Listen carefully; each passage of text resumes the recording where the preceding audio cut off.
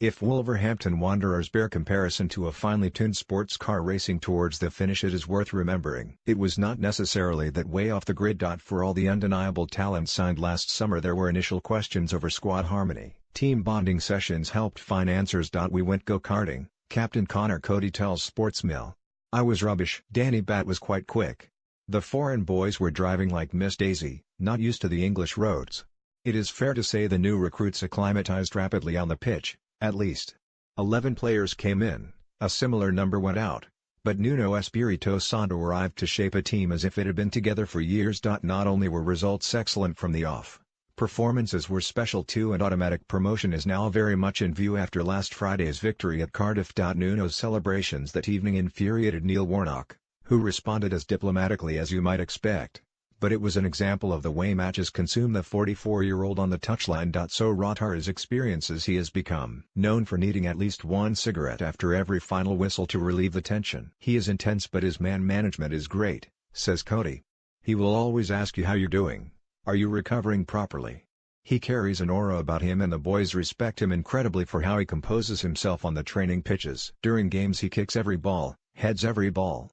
Watching how much he wants to win each game comes across to the players. Winning has become a habit for Wolves, long branded champions elect by managers up and down the division. Two players in particular have given cause for that consensus. Ruben Neves and Diogo Jota joined last summer from Porto and Atletico Madrid respectively and are proving spectacular successes. As well as scoring 5 times from long distance, Neves is adored for his exquisite passing, while Jota has delivered consistently to claim 14 championship goals from the wing. It's incredible to watch in full flow, says Coady. Neves played a pass against QPR with the outside of his right foot that if I'd tried I would have done something to my knee. And Jota just bounces off people. What's scary is that they are both 21.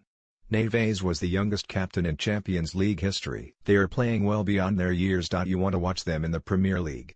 I really think they do fantastically well. Let's hope it's with us and they stay at this club for many years.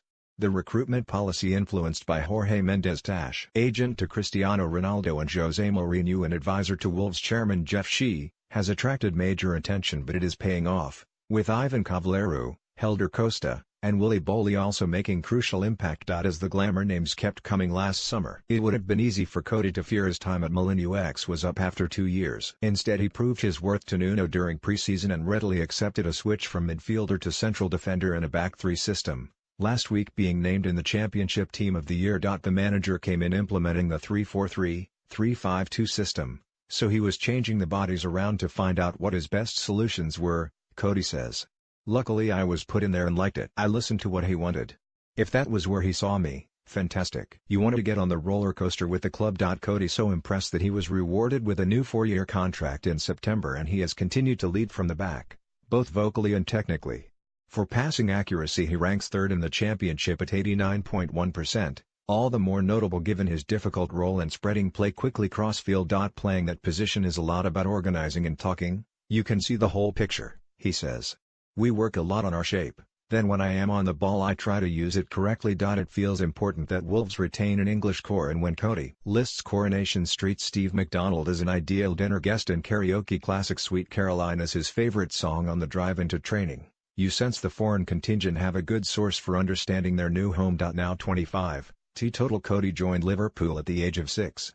But is reaping the benefits of being brave enough to leave the club in 2014 when he realized first-team opportunities would be limited. He had won the European Under-17s Championship with England in 2010, gone on pre-season tours to the USA when Kenny Dalglish was in charge, and made 2 senior appearances.